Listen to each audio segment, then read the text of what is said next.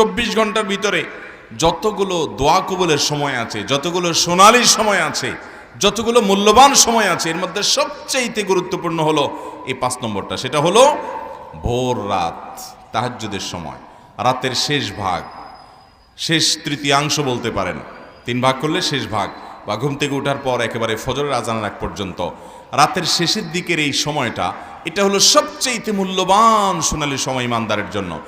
আপনার দোয়া আল্লাহর কাছে পৌঁছাতে চান, কায়মন বাক্যে আল্লাহর কাছ থেকে পাশ করাতে চান, আল্লাহর সবচেয়ে নৈকট্য অর্জন করতে চান, খুব বেশি আল্লাহর কাছে প্রার্থনা করতে চান, সিজদায় আল্লাহর কাছে বান্দা সবচেয়ে কাছাকাছি যেতে পারে।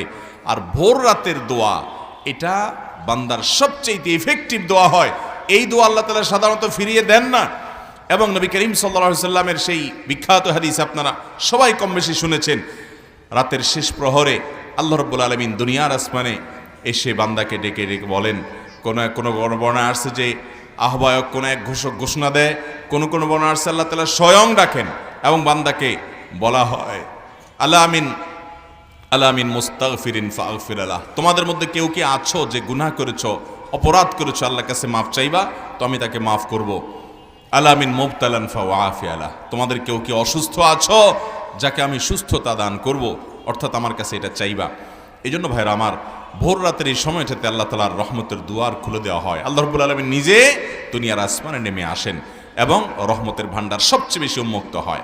ডক্টর খন্দকার আব্দুল্লাহ জাহাঙ্গীর রহমাল্লাহর একটি ঘটনা, তিনি কোনো একটা পাবলিক প্রোগ্রামে বলেছিলেন যে কোনো এক আল্লাহর বান্দা তার জীবনে এমন একটা জটিল সমস্যায় পড়েছেন, পাওনা দেনা সংক্রান্ত একটা বিষয়ে, যে কোনোভাবে সেটা থেকে তিনি সমস্যা থেকে সমাধান করার পথ তিনি খুঁজে পাচ্ছিলেন না, উদ্ধারের কোনো পথ খুঁজে পাচ্ছিলেন না, এবং তিনি সকল আশার বাতিগুলো সব দেখলেন নিভে গেল এক এক করে, কোনো পথ আর তার সামনে খোলা নেই।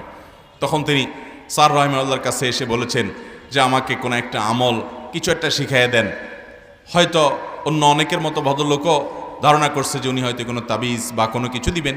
স্যার রাহিমাহুল্লাহ বললেন যে তুমি ভাই ভোর রাতে গিয়ে আল্লাহ রাব্বুল আলামিনের কাছে 2 রাকাত 4 রাকাত তাহাজ্জুদের নামাজ পড়ে হাত তুলে কায়মনোবাক্যে দোয়া করবে, চোখের পানি ফেলে আল্লাহর সাথে তোমার মনের দুঃখগুলোকে খুলে খুলে বলবে, লম্বা সময় ধরে বলতে থাকবে, নিয়মিত এরকম প্রতিদিন বলতে থাকবে।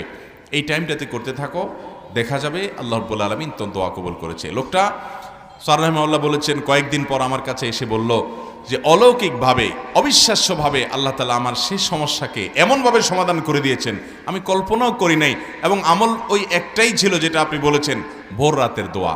এই জন্য ভাইরা, আল্লাহর কাছ থেকে কোনো কিছুকে মঞ্জুর করার জন্য ভোর রাতের দোয়ার কোনো বিকল্প।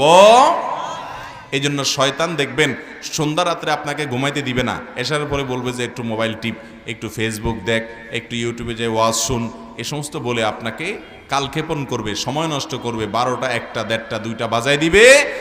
এরপরে যখন দোয়া কবুলের সময়, যখন আল্লাহর নৈকট্য লাভের সময়, যখন নামাজের সময়, তাহাজ্জুদের সময়, ওই সময় শয়তান আপনাকে খুব আরামের ঘুমে আপনাকে ঘুম পাড়িয়ে দিবে। ঠিক না বে ঠিক?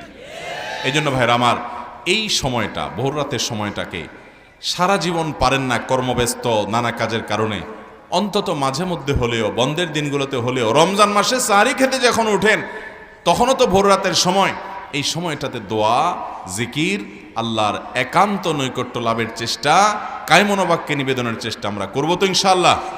আল্লাহ তাআলা আমাদের সবাইকে তৌফিক দান করুন।